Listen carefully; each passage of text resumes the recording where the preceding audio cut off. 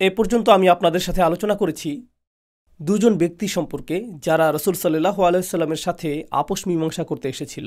তাদের কেউই মক্কার অধিবাসী ছিল না। তাদের প্রথম জন্য এসেছিল খুজা গোত্র থেকে বুদাইল অথবা বাদিল। তারপর দ্বিতীয় ব্যক্তি উরওয়া ছিল তায়েফ শহরের অভিজাত নেতৃবৃন্দের অন্যতম। তার গোত্রের নাম সাকিফ। তো সে আসলো এবং আমরা দেখেছি যে তার আপোষ চেষ্টাও ব্যর্থ হয়েছিল। আর আলোচনার শেষে যদিও সে কিছুটা অপমানিত হয়ে সে স্থান ত্যাগ করেছিল, তবে মুসলিমদের ঐক্য এবং রাসূল সাল্লাল্লাহু আলাইহি ওয়াসাল্লামের প্রতি তাদের সম্মান দেখে সে অত্যন্ত অভিভূত হয়েছিল। তো সে এটা কুরাইশদের সামনে উপস্থাপন করে এবং তাদেরকে জানায় যে এই লোকগুলোকে দমন করার মতো তোমাদের কাছে কিছুই নেই। তারা অনেক বেশি ঐক্যবদ্ধ, অনেক বেশি শক্তিশালী এবং তাদের নেতার প্রতি অনেক বেশি বিশ্বস্ত, যা তোমরা কল্পনাও করতে পারবে না। তোমাদের জন্য উত্তম হবে তাদেরকে নীরবে উমরা সম্পন্ন করতে দাও এবং চলে যেতে দাও। কিন্তু তারা তার উপদেশ অগ্রাহ্য করল। তৃতীয় যে বিষয়টি ঘটেছিল তা হলো রাসূল সাল্লাল্লাহু আলাইহি সাল্লাম মদিনার স্থানীয় কাউকে পাঠানোর কথা ভেবেছিলেন, কারণ মূলত কুরাইশদের সমস্যা ছিল মক্কাবাসীদের সাথে, মক্কাবাসী মুহাজিরদের সাথে। তো মদিনার স্থানীয় কোনো মুসলিমকে পাঠালে বিষয়টা হয়তো নিরপেক্ষ থাকবে এবং তারা হয়তো তার সাথে কথা বলতে আগ্রহী হবে। তো খিরাস ইবনে উমাইয়া খুজাইকে পাঠানো হলো, আর মক্কাবাসীরা তাকে চিনতে পারল এবং তাকে মারধর করল। আর খুজা গোত্রের একজনও চিনতে পারল যে সে তাদের গোত্রের লোক, আর তৎক্ষণাৎ সে তাকে ছাড়িয়ে দিল। সে মূলত মদিনার অধিবাসী ছিল না, সে খুজা গোত্রের লোক। তো সে ছাড়া পেয়ে গেল এবং ফিরে আসলো, অর্থাৎ কোনো কথোপকথন হয়নি। তো ইতিমধ্যে বাইরে থেকে দুটি প্রচেষ্টা হয়েছে এবং মুসলিমদের পক্ষ থেকে একটি প্রচেষ্টা হয়েছে, কিন্তু আলোচনা অগ্রসর হয়নি। তারপর যা ঘটল তা হলো অন্য আরেকটি পক্ষ, একটি পক্ষ ছিল তায়েফ, খুজা ইত্যাদি, অন্য আরেকটি পক্ষ হলো প্রতিবেশী বনু কিনানাহ গোত্র। তাদের বড় নেতাদের একজন হলো হুলাইস। এখানে অনেকগুলো নাম এসে পড়েছে, কিন্তু কিছু কিছু নাম মনে রাখাটা গুরুত্বপূর্ণ, আর এই নামটিও বেশ গুরুত্বপূর্ণ। তার নাম ছিল হুলাইস। আর হুলাইস সম্পর্কে যে বিষয়টা জেনে রাখা জরুরি তা হলো কাবার প্রতি তার সম্মান ছিল অত্যাধিক। সে একজন ধর্মপরায়ণ মানুষ। কেউ হয়তো মূর্তিপূজারী হতে পারে, সে ইসলাম বিশ্বাস না করতে পারে, কিন্তু তারপরেও সে ধর্মপরায়ণ হতে পারে। হুলাইসের ধর্মপরায়ণতার বহিঃপ্রকাশ ছিল এই যে কাবার প্রতি এবং কাবার আচার অনুষ্ঠানের প্রতি তার অগাধ সম্মান ছিল। কাবার এই সকল আচার অনুষ্ঠানের প্রসঙ্গে আপনারা জেনে রাখা উচিত যে এমনকি অমুসলিমরা তাদের শিরক মিশ্রিত যে উপাসনা করত, সেই উপাসনাগুলোর অনেকগুলোই ছিল হাজার হাজার বছর আগে ইব্রাহিম আলাইহিস সালাম যে শিক্ষা দিয়েছিলেন তারই বিকৃত রূপ। এটা শুধু অনেকগুলো রূপান্তরের মধ্য দিয়ে গিয়েছে এবং পরিণামবশত এটা শিরকি রূপ ধারণ করেছে। কিন্তু এর মধ্যে কিছু কিছু বিষয় তখনও ছিল অকৃত্রিম, যেমন তারা তাওয়াফ করত, আর তাওয়াফ করার শিক্ষা ইব্রাহিম আলাইহিস সালামকে আল্লাহ দিয়েছিলেন। আত-তাইফিনা ওয়াল আকিফিনা ওয়ার রুকআইস সুজুদ। কুরাইশরা তখনও পশু কুরবানি করত, আর আল্লাহ ইব্রাহিম আলাইহিস সালামকে পশু কুরবানির শিক্ষা দিয়েছিলেন। যদিও তারা অনেক শিরকি কাজ করত, কিন্তু আপনি যদি শিরকের আবরণগুলো ছড়িয়ে ফেলতে থাকেন, এর পেছনে তখনও ইব্রাহিম আলাইহিস সালামের ধর্মের কিছু অবশিষ্টাংশ বাকি থেকে গিয়েছিল, আর সেই কাজগুলোর অংশবিশেষ ইসলামেও পালিত হয়। মুসলিমগণ কুরবানির জন্য পশু নিয়ে এসেছিলেন, মুশরিকরাও কুরবানির উদ্দেশ্যে পশু নিয়ে আসত। এই মিলটা কেন? কারণ আমরা ইব্রাহিম আলাইহিস সালামের রেখে যাওয়া আদর্শকে পুনরুদ্ধার করছি, আর মুশরিকদের মাঝে সেই আদর্শের ছিটেফোঁটা কিছু অংশ বর্তমান ছিল যা তারা তখনও পালন করছিল এবং এর সাথে তাদের দূষিত কাজগুলোরও মিশ্রণ ঘটাচ্ছিল। তো কাবার প্রতি হুলাইসের সম্মান ছিল অত্যাধিক। কোরবানির জন্য আনিত পশুর প্রতি তার ভক্তি শ্রদ্ধা ছিল অনেক বেশি। রাসূল সাল্লাল্লাহু আলাইহি সাল্লাম দূর থেকে তাকে আসতে দেখলেন, আর তিনি জানতেন যে বনু কিনানার লোকেরা বেশি ধর্মপরায়ণ হয়ে থাকে। فقال رجل من بني كنانة دعوني آتيه। তো বনু কিনানার এক ব্যক্তি অর্থাৎ হুলাইস বলল, আমি তার সাথে কথা বলবো। তো সে কুরাইশদেরকে বলল, তায়েফের প্রতিনিধিতে কাজ হয়নি, অন্য প্রতিনিধিতেও কাজ হয়নি, আমি ধর্মপরায়ণ মানুষ, আমি তাদের সাথে কথা বলবো, দেখি যুক্তিসঙ্গত কোনো সমাধানে পৌঁছতে পারি কিনা। فقالوا ائته। যাও লোকটির সাথে কথা বলো। فلما أشرف على النبي صلى الله عليه وسلم وأصحابه। যখন সে রাসূল সাল্লাল্লাহু আলাইহি সাল্লাম এবং সাহাবীদের অভিমুখে আসতে লাগলো, قال رسول الله صلى الله عليه وسلم هذا فلان وهو من قوم يعظمون البدن فابعثوها له فبعثت له। তো নবীজি বললেন, এই ব্যক্তি এমন গোত্রের সদস্য কুরবানির পশুর প্রতি যাদের ভক্তি শ্রদ্ধা অনেক বেশি। এখন মুসলিমগণ কি তাদের পশুগুলো নিয়ে এসেছিলেন? তারা তাদের পশুগুলোকে নিয়ে এসেছিলেন। তো নবীজি বললেন, সে তো আমাদের উদ্দেশ্যেই আসছে, অতএব কুরবানির উদ্দেশ্যে আনিত আমাদের সকল পশুগুলোকে নিয়ে আসো এবং আমাদের সামনেই রাখো। তো সর্বপ্রথম সে যা দেখবে, মুসলিমদেরকে দেখবে না, সে পশুগুলোকে দেখবে যা আনা হয়েছে কুরবানি করার উদ্দেশ্যে, আর এগুলোর জন্য ইতিমধ্যেই তার মনে ভক্তি শ্রদ্ধা রয়েছে। তো সে ভাবলো, ও তারা কি তাহলে পবিত্র হজব্রত পালন করতে এসেছে? এগুলো তো কুরবানির পশু।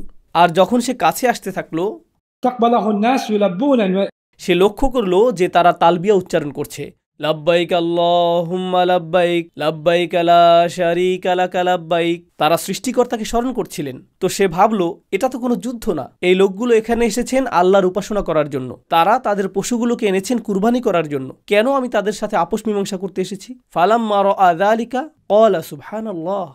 তো যখন সে এটা দেখলো, সে বলল সুবহানাল্লাহ।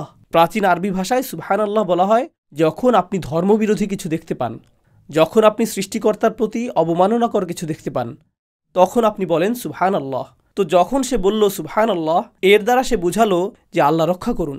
ما ينبغي لهؤلاء أن يصدوا عن البيت.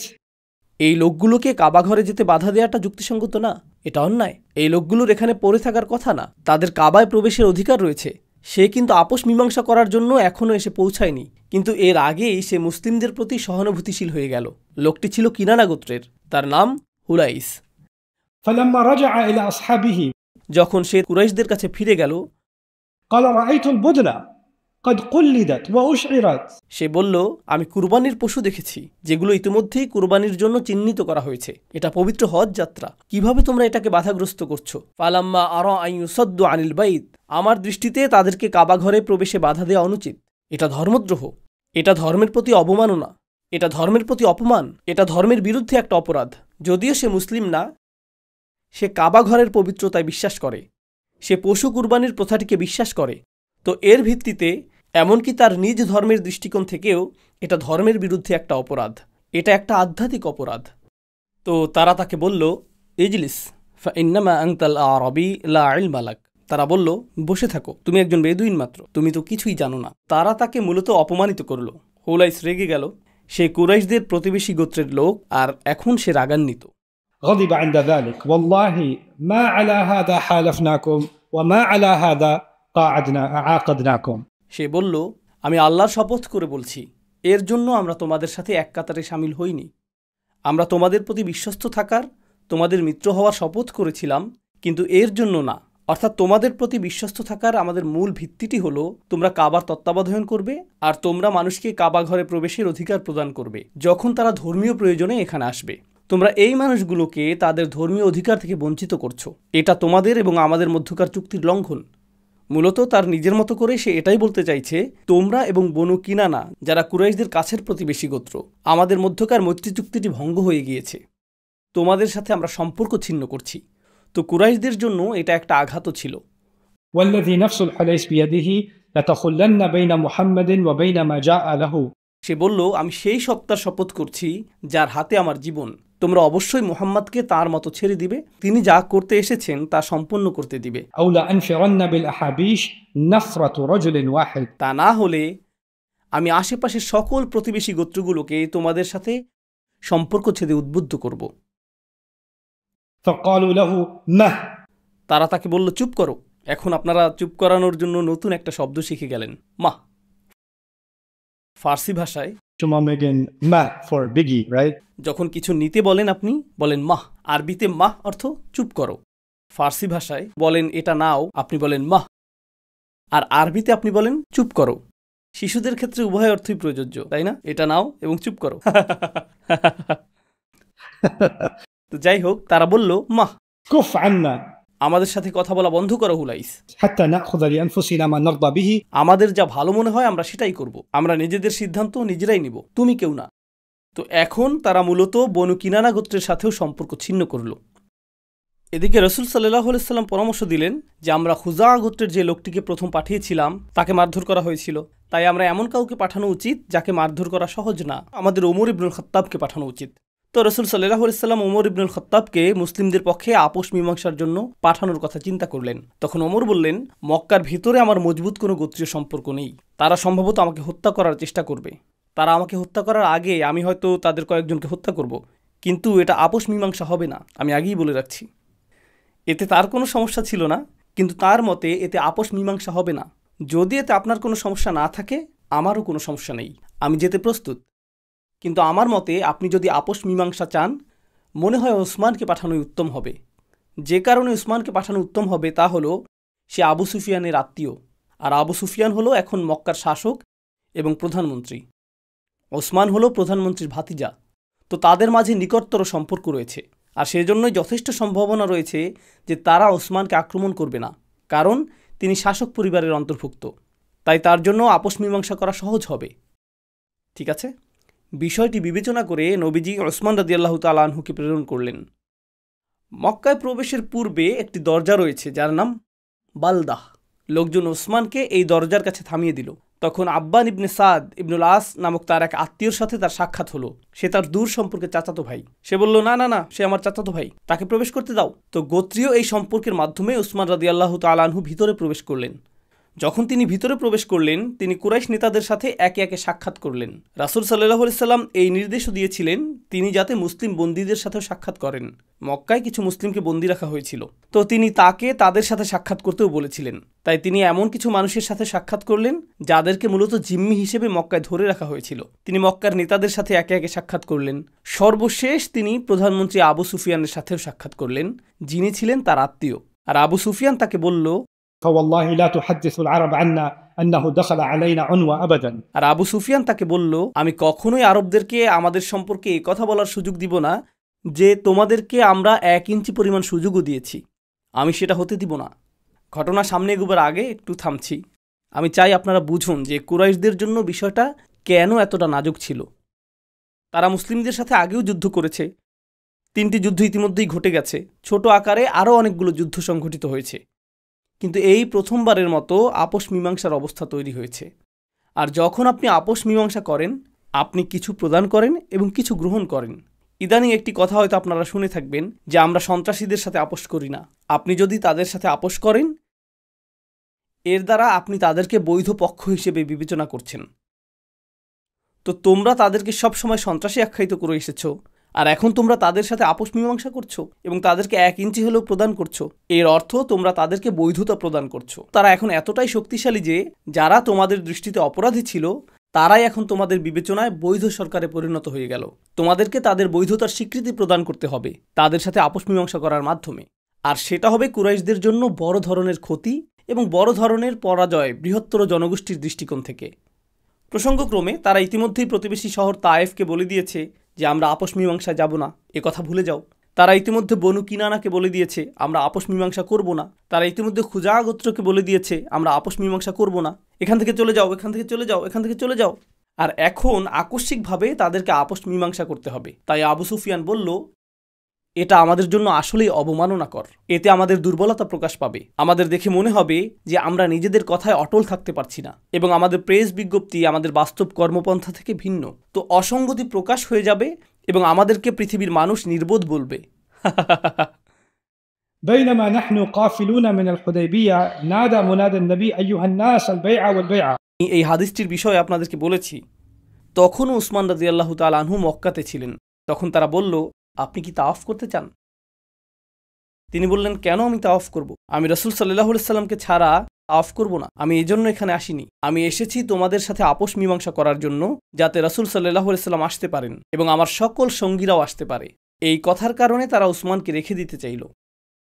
তো এখন বেশ দীর্ঘ সময় পেরিয়ে গেল। এই ব্যাপারে বিভিন্ন ধরনের বর্ণনা রয়েছে। এটা কি কয়েক ঘন্টা নাকি কয়েক দিন আমরা জানি না, কিন্তু উসমান রাদিয়াল্লাহু তাআলা আনহুকে সেখানে রেখে দেয়া হলো। কোনো খবরও পাওয়া যাচ্ছিল না। এখন অন্য পাশে যা ঘটল, ওসমান সম্পর্কে আমরা কিছুই জানি না। মুসলিমরা হুদাইবিয়াতে তাঁবু স্থাপন করে আছেন, কোনো দ্বন্দ্ব সংঘাত নেই। ওসমান সম্পর্কে আমরা কিছুই জানি না। যেভাবে এটা ঘটেছে, আমি তার কাল্পনিক একটা দৃশ্যপট আপনাদের সামনে বর্ণনা করছি। ধরুন কয়েকজন সাহাবী একসাথে বসে আছেন আর বলছেন, অনেক সময় পার হয়ে গেল, তো ওসমান তো আসলো না। হ্যাঁ, আশা করছি তাকে তো হত্যা করা হয়নি। কেউ একজন শুধু বলল, আশা করছি তাকে হত্যা করা হয়নি। 5 ফুট দূরে থেকে আপনি গোটা কথোপকথনটি শুনেননি। আপনি শুধু শুনেছেন হত্যা এবং ওসমান। আপনি বললেন, মনে হয় আমি শুনলাম ওসমানকে হত্যা করা হয়েছে। ওসমান কি আসলেই হত্যার শিকার হয়েছেন? আমি জানি না, যাচাই করে দেখতে হবে। তো আপনি অন্য কারো কাছে গেলেন, ভাই ওসমানকে হত্যা করা হয়েছে কিনা এ ব্যাপারে আপনি কিছু শুনেছেন? না, আমি তো শুনিনি। অন্যদের জিজ্ঞেস করে দেখি। আর যথেষ্ট সংখ্যক বার যখন এ কথা জিজ্ঞেস করা হলো, প্রচুর সংখ্যক মানুষ বলছে যে উসমানকে হত্যা করা হয়েছে। ও, সকলেই জানে যে উসমানকে হত্যা করা হয়েছে, উসমানকে হত্যা করা হয়েছে। তো একটি জনসমাবেশে যা ঘটে থাকে, আপনি কোনো কিছু আংশিক শুনেন, এটা ছড়িয়ে পড়ে আর ছড়িয়ে পড়ে, অবশেষে এটা অন্য কিছুতে পরিণত হয়। এখানে উপস্থিত অল্পবয়স্ক ছেলেরা সম্ভবত টেলিফোন গেমটির সাথে পরিচিত। বাইয়েনা ক্যাম্পাসে একবার টেলিফোন গেমটি খেলেছিলাম। সেখানে কয়েকজন শিশু ছিল, 6-7 বছরের বাচ্চা। টেলিফোন গেম হলো একজনের কানে কানে বলা, সে আরেকজনের কানে কানে বলে, সে আরেকজনের কানে কানে বলে। এরপর আপনি সর্বশেষ শিশুটিকে জিজ্ঞেস করেন সে কি শুনেছে। তো আমি প্রথম শিশুটিকে কানে কানে বললাম, বব জোকে মেরেছে। এটাই আমি তাকে বলেছি। 80টি শিশু একে অপরকে কানে কানে বলল। যখন এটা 80তম শিশুটির কাছে পৌঁছল, আমি জিজ্ঞেস করলাম, তুমি কি শুনেছ? সে বলল, সাল্লাল্লাহু আলাইহি ওয়াসাল্লাম।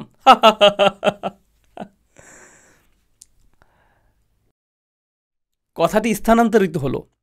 কেউ এটাকে সম্পূর্ণ পরিবর্তন করেনি। জানি না কিভাবে এই পরিবর্তন ঘটে গেল, কিন্তু কেউ একজন সিদ্ধান্ত নিয়েছিল যে ভালো একটা কথা ছড়িয়ে দেই।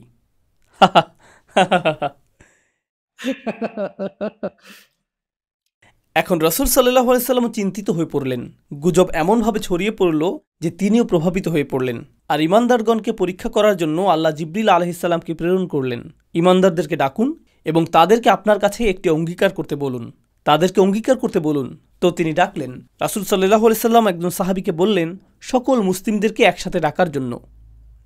বাইনামা নাহনু কাফিলুনা মিনাল হুদাইবিয়া নাদা মুনাদিন নবী সাল্লাল্লাহু আলাইহি ওয়াসাল্লাম আইয়ুহান নাস আল বাইআ আল বাইআ। রাসূল সাল্লাল্লাহু আলাইহি ওয়াসাল্লামের নির্ধারিত আহ্বানকারী ডাক দিলেন, লোক সকল, বায়াত বায়াত, অঙ্গীকার। অঙ্গীকার গ্রহণের সময় এসে গিয়েছে।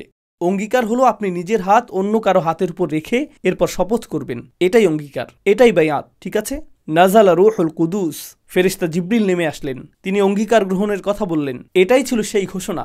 মুসলিমগণ জড়ো হতে লাগলো। سوف سرنا إلى رسول الله صلى الله عليه وسلم وهو تحت شجرة ثمرة فبايعناه. আমরা রাসূল সাল্লাল্লাহু আলাইহি ওয়াসাল্লামের কাছে আসলাম আর তিনি একটি গাছের নিচে ছিলেন। তখন আমরা সেখানে একটি অঙ্গীকার গ্রহণ করলাম। অঙ্গীকারটি হলো মূলত ওসমানের জন্য প্রতিশোধ গ্রহণ করা। যদি তাকে হত্যা করা হয়ে থাকে, আমরা এর প্রতিশোধ গ্রহণ করব। আমরা এখানে যুদ্ধ করতে আসিনি, কিন্তু তোমরা যদি একজন দূতকে হত্যা করো, এটা যুদ্ধ ঘোষণার শামিল, তাই না? ওসমান একজন দূত, আর তাকে যদি হত্যা করা হয়, এটা যুদ্ধ ঘোষণার শামিল। আমরা এর পাল্টা জবাব দেব যুদ্ধ ঘোষণার মাধ্যমে। প্রসঙ্গক্রমে আপনি যদি মক্কাবাসীদের সাথে তাদের নিজ এলাকায় গিয়ে যুদ্ধ করেন, খুব সম্ভবত আপনারা সকলেই হত্যার শিকার হবেন।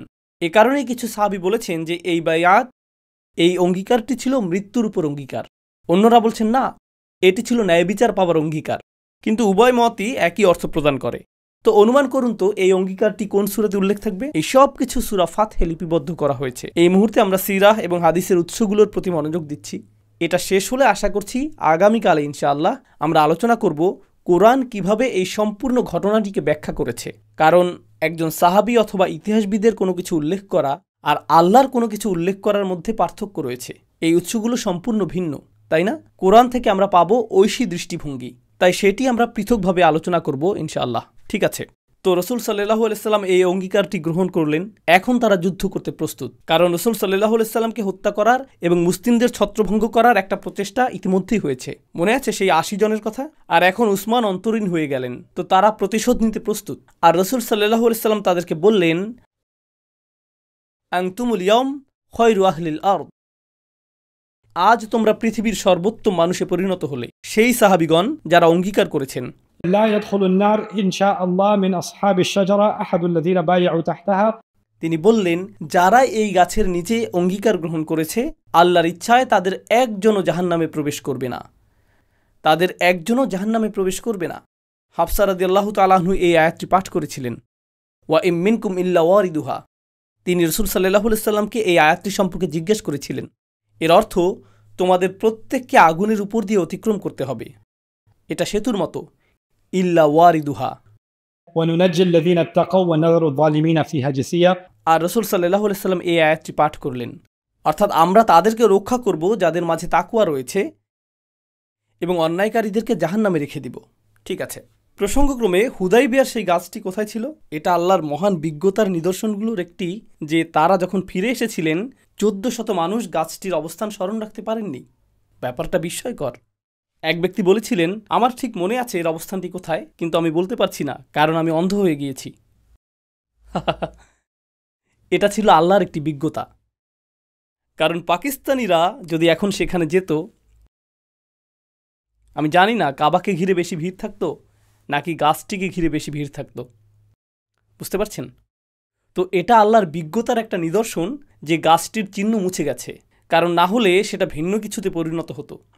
মানুষ এর ডালপালা ঘরে নিয়ে রাখত, মানুষের পাতা সংগ্রহ করত, তারা মাটি খুঁড়ে এর শিকড় বের করার চেষ্টা করত, তারা সেই মাটিও সংগ্রহ করত। সব ধরনের ব্যাপার ঘটে যেত সেই গাছটির কারণে। এটা আসলে সেই উপায়গুলোর একটি যার মাধ্যমে আল্লাহ আমাদের ধর্মকে সুরক্ষিত রেখেছেন শিরকের মধ্যে পতিত হওয়া থেকে। কারণ প্রজন্মান্তরে তাওহীদ শিরকের মধ্যে পতিত হয়। সেটাই ঘটেছিল নূহ আলাইহিস সালামের সাথে। অল্প পরিসরে হলেও মুসলিমদের সাথে এখনও এমনটা ঘটে যাচ্ছে। মুসলিমরা কাবা ঘরে যায় আর নিরাপত্তা কর্মীগণ প্রত্যেক ব্যক্তিকে এবং তাদের ব্যাগগুলো চেক করে থাকে, তাই না? কিন্তু কখনো কখনো মানুষ তাদের সাথে থাকা কাঁচিগুলো লুকাতে সক্ষম হয়, আর তারা কাবার গিলাফের ছোট একটা অংশ কেটে নিয়ে আসে আর তাদের ঘরে রেখে দেয়, আর এরপর তারা নামাজ পড়ে। অদ্ভুত কাজকর্ম। এটাও শিরক। আমরা তো কাবার উপাসনা করতে যাই না। কাবা ঘরটি শুধু একটি পাথর, আর মানুষ মাকামে ইব্রাহিমকে আলিঙ্গন করে। মানুষ এটাকে আলিঙ্গন করে। এজন্য এটাকে খাঁজকাটা করে বানানো হয়েছে। কারণ প্রচুর পরিমাণে আলিঙ্গন ঘটে থাকে। এটা মূর্তি পূজারী ধর্মগুলোর বৈশিষ্ট্য। আপনি যদি মূর্তি পূজারী ধর্মগুলো লক্ষ্য করেন, তারা এই কাজই করে থাকে, তাই না? আর শয়তান এই রীতিগুলো ইসলামের মাঝে পুনরায় চালু করতে চায়, তবে আল্লাহ আমাদের ধর্মে এটা হতে দেননি। কিন্তু কিছু লোক এগুলো চালু করতে অত্যন্ত বদ্ধপরিকর। তারা কোনো না কোনোভাবে এগুলো নিয়ে আসার চেষ্টা করে। প্রকৃতপক্ষে দক্ষিণ এশিয়ায় বর্তমানে এমন স্থানও রয়েছে যেখানে শুধু ইসলাম নামে মাত্র রয়েছে, কিন্তু রীতিনীতি সবই হিন্দু। ইসলাম নামে মাত্র আছে, কিন্তু এক কথা এটাকে বলা যায় অন্তঃসার শূন্য, তাই না? এটা সম্পূর্ণ শিরক। এর মধ্যে তাওহীদের নিকটবর্তীও কিছু নেই। তারা আল্লাহ ছাড়া অন্য সত্তাকে সিজদা করে, আল্লাহ ছাড়া অন্য সত্তার উদ্দেশ্য করে দোয়া করে। তারা একাধিক সত্তার দ্বারস্থ হয় সুরক্ষা পাবার জন্য এবং সাহায্য পাবার জন্য। হা উলা ইশুফাউনা ইনদাল্লাহ। মুশরিকদের সকল কাজ যা আল্লাহ উল্লেখ করেছেন তাদের মাঝেও আপনি সেগুলো পাবেন। তারা নিজেদেরকে মুসলিম বলে দাবি করে। আপনারা নিজেদেরকে যা খুশি দাবি করতে পারেন, কিন্তু আবর্জনা তো আবর্জনাই। আপনি এতে সুগন্ধি ছড়িয়ে দিতে পারেন, তবুও এটা আবর্জনা। তো এটা থেকে আল্লাহ আমাদের ধর্মকে সুরক্ষিত রেখেছেন, আর আমরাও নিজেদেরকে এটা থেকে সুরক্ষিত রাখতে হবে, এই জাতীয় ক্ষুদ্রাতি ক্ষুদ্র বিষয় থেকেও। দুর্ভাগ্যবশত যখন প্রকৃত ধর্ম বিদায় নেয়, তখন সেখানে মানবসৃষ্ট ধর্মীয় রীতিনীতি স্থান করে নেয়। এমনটাই ঘটে থাকে। আপনার মাঝে অকৃত্রিম বিশ্বাস থাকতে হবে। বিশ্বাস থাকে হৃদয়ে, তাই না? সাহাবীদের হৃদয়ে কোরআন ছিল, আর তাদের বেশিরভাগই জানতেন না কিভাবে পড়তে হয় এবং লিখতে হয়। আর যারা পড়তে এবং লিখতে জানতেন, তারা কখনো কখনো কোরআনের আয়াত পশুর হাড়ের উপর লিখে রাখতেন, পাথরের উপর লিখে রাখতেন। আপনি যদি সেখানে থাকতেন, আস্তাগফিরুল্লাহ, এটা কি ধরনের কাজ? আপনি হয়তো কোরআনকে উপরে তুলে রাখতেন এবং এটাকে কাচের বক্সে সংরক্ষিত করে রাখতেন। আমরা ইসলামকে এই ধরনের হাস্যকর বিষয়ে পরিণত করেছি, আর পরিণামবশত কোরআন এখন আর হৃদয়ে নেই। কিন্তু কমপক্ষে এটা তো গাড়ির সামনের আয়নাটিতে আছে। সামনের আয়নাটিতে আয়াতুল কুরসি রয়েছে। কোরআনের অতি ক্ষুদ্র কপি পাওয়া যায়। আপনি কি এরকম কপি দেখেছেন?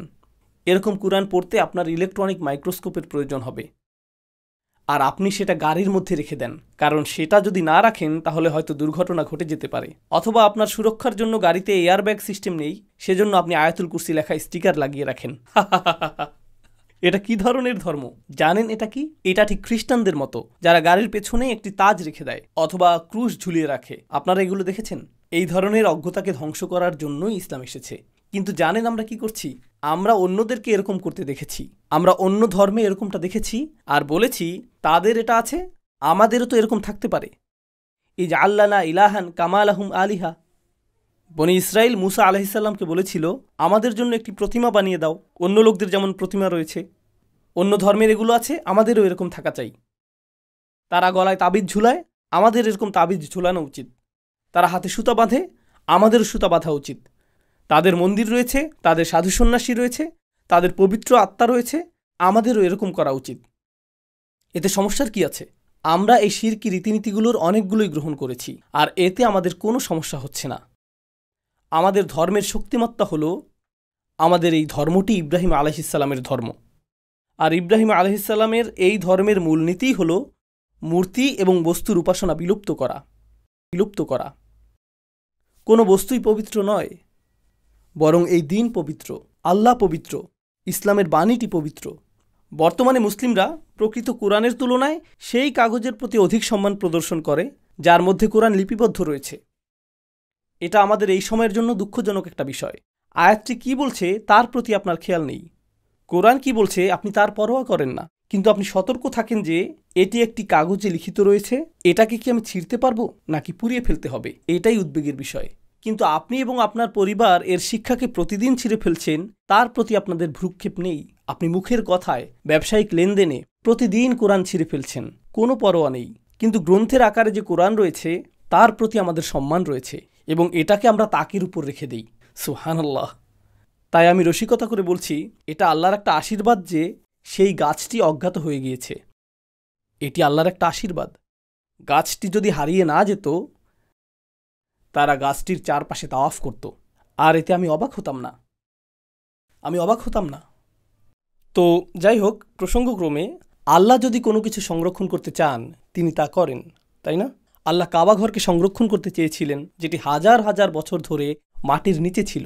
এরপর আল্লাহ এটাকে পুনরুদ্ধার করেছেন ইব্রাহিম আলাইহিসসালামের সময় থেকে। এখন হাজার হাজার বছরের মূর্তি পূজার পরেও আল্লাহ এটাকে পুনরুদ্ধার করতে পারেন। আল্লাহ যদি কোনো কিছুর অস্তিত্বকে বিলীন করে দিতে চান, আল্লাহ যদি আপনাকে জানাতে না চান যে আসহাবুল কাহফের মানুষেরা কোথায় ছিলেন, আপনি তা জানবেন না। আপনি চাইলে তুরস্ক গিয়ে দেখতে পারেন অথবা অন্য কোনো স্থানে খুঁজে দেখতে পারেন। তিনি যদি নূহ আলাইহিসসালামের নৌকার অবস্থান জানাতে না চান, তাহলে আপনি কোনো পর্বতের উপর গিয়ে বলতে পারেন এটা তো এখানে, এটা তো ওখানে। আপনি নিজে যদি জানতে চান যে ইয়াজুজ মাজুজ কোথায় আছে, সেক্ষেত্রে চায়নায় গিয়ে চীনের মহাপ্রাচীর খোরাখুরি করার চেষ্টা করবেন না এটা দেখার জন্য যে তারা সেখানে আছে কিনা। তিনি যদি আপনাকে জানাতে চাইতেন তিনি বলে দিতেন। মানুষ জুলকারনাইনের প্রাচীরটি খোঁজার জন্য প্রত্নতাত্ত্বিক গবেষণা করতে চাইছে। থামুন, নিজেকে সংযত করুন। জানেন আমাদের ধর্মে কি ঘটে? প্রথমত আমরা শিরকের দিকে চলে যাই। দ্বিতীয়ত আমরা এমন বিষয় নিয়ে আচ্ছন্ন হয়ে যাই যা আল্লাহ এই উদ্দেশ্যে উল্লেখ করেননি। আমি অতি সাধারণ একটা উদাহরণ দিচ্ছি, কিন্তু এটা চিন্তা করার মতো বিষয়। একজন শিক্ষক আপনাকে পাঠদান করছেন, ধরুন একটা ব্যবসা সম্পর্কিত ক্লাস, আর ব্যবসায় তার বহু বছরের অভিজ্ঞতা রয়েছে, কিন্তু অবসর গ্রহণের পর তিনি শিক্ষকতা করার সিদ্ধান্ত নিলেন। তো তিনি শিক্ষকতা শুরু করলেন।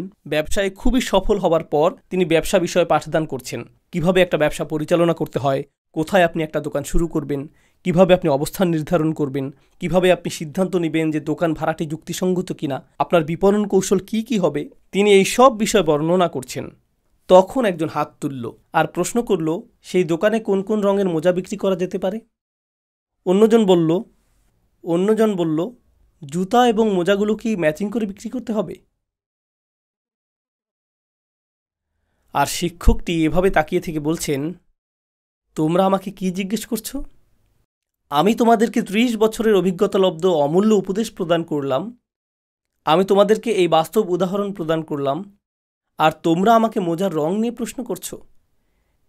কেবলমাত্র এই জিনিসটাই তোমাদের মাথায় আসলো? জানেন এটা দ্বারা কি বোঝাচ্ছে? এই ছাত্রটি যে এখানে বসে আছে, তার বাবা মা তাকে স্কুলে পাঠিয়ে প্রচুর অর্থের অপচয় করছে। এর অর্থ এটাই, কারণ সে মূলত নির্বোধ না, কিন্তু তার মন ভুল গতিপথে চলছে।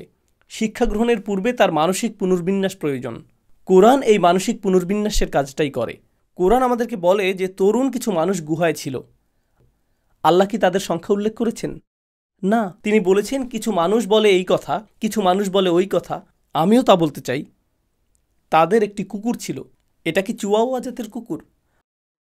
তাহলে তো এটা খুবই ছোট। এটা কি ধরনের কুকুর? এর গায়ে কি কোনো দাগ ছিল? আর আমাদের ইতিহাসেও এমন মানুষ ছিলেন যারা এই ধরনের প্রশ্ন নিয়ে আচ্ছন্ন ছিলেন। কিছু মানুষ ইউসুফ আলাইহিসসালামের ঘটনাটি পড়ে আর বলে, অবশেষে জুলাইখার ভাগ্যে কি ঘটেছিল? আল্লাহ যদি চাইতেন তিনি আপনাকে বলতেন। আপনি গোটা সূরাটি মিস করলেন, আর এখন আপনার সকল মনোযোগ জুলাইখার প্রতি। এটা কেমন নির্বুদ্ধিতা! জানেন আমরা কি করি? আমরা কোরআন পাঠ করি এবং সেখানে এমন সব বিষয়ের প্রতি আমরা মনোযোগ দেই যা কোরআন না, আর আমরা এটাকে বলি তাফসির, মন গড়া তাফসির। আমরা কোরআন অধ্যয়ন করি, এটা কোরআন না, এটা আল্লাহর কিতাবের প্রতি উপহাস। আপনাদের সামনে হজ সম্পর্কিত এই শিক্ষাগুলো আলোচনা করার কারণ হলো এই কাবা ঘরটি তাৎপর্যপূর্ণ। আমি খুব বেশি ওমরায় যেতে চাই না, এর পেছনে অনেকগুলো কারণ রয়েছে। আমি হজ করেছি একবার, সম্ভবত আর হজ করা হবে না। এর পেছনে আমার নিজস্ব কারণ রয়েছে, কিন্তু যখন আমি ওমরা করতে যাই খুব খারাপ লাগে। খুব খারাপ লাগে। আমি দেখতে পাই যে মানুষ তাওয়াফ করছে আর সেলফি নিচ্ছে। আপনি সেখানে রয়েছেন আর তখনও আপনি নিজ সত্তার উপাসনা করছেন। এভাবেই আমি এটাকে ব্যাখ্যা করি। আমি জানি কিছু মানুষ মর্মাহত হবেন, এতে কিছু আসে যায় না, আমি পরোয়া করি না। আপনি আল্লাহর ঘরে রয়েছেন, যেখানে আপনার বাইরের পৃথিবীর কথা ভুলে যাওয়ার কথা। আপনি পৃথিবীর বিষয়ে আগ্রহী থাকবেন। এটা যদি আল্লাহ চাইতেন তাহলে তিনি তার ঘরটিকে হাওয়াই দ্বীপপুঞ্জে রাখতেন, তিনি সেটাকে ক্যালিফোর্নিয়াতে রাখতেন যেখানকার আবহাওয়া মনোরম। তিনি এটাকে প্রমোদ বিনোদনপূর্ণ কোনো দ্বীপে রাখতেন, কিন্তু তিনি এটাকে মরুভূমির মাঝে রেখেছেন। কোনো গাছও সেখানে জন্মায় না ভাই, তীব্র দাবদাহ। তিনি আপনাকে কি বলতে চাচ্ছেন? পৃথিবী ভুলে যাও এবং এখানে আসো। পর্যটক হিসেবে এখানে এসো না, আত্মার তৃপ্তির জন্য এখানে এসো না, তোমার রবের জন্য এখানে আসো। লাব্বাইক আল্লাহুম্মা লাব্বাইক। আমি আপনার ডাকে সাড়া দিয়ে এসেছি। আপনি এমন পোশাক পরবেন যে পোশাকে কবরে যাবেন। আমরা যখন কাবার চত্বরে এবং আরাফার ময়দানে আল্লাহর সামনে দাঁড়াই, আপনারা জানেন এর অর্থ কী, তাই না? এটা বাৎসরিক একটা সম্মেলন, যা হলো বিচার দিবসের একটা মহড়া। কারণ আমরা বিচার দিবসে আল্লাহর সামনে দাঁড়াবো। আপনি সেখানে যাচ্ছেন আর আপনি এরকম, আমি এখন কাবার সামনে রয়েছি, চেক দিস আউট গাইস, আমার জন্য সবাই দোয়া করবেন।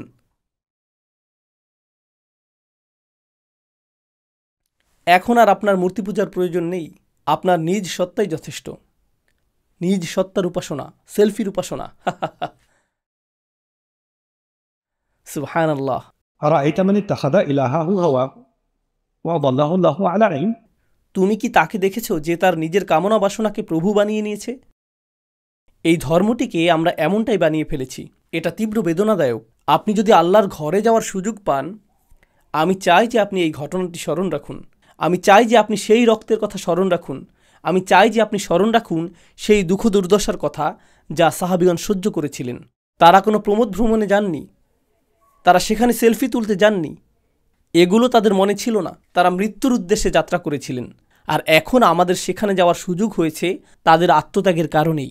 আমরা কেউ কাবা ঘরের ধারে কাছেও যেতে পারতাম না যদি তারা এই অবদান না রাখতেন।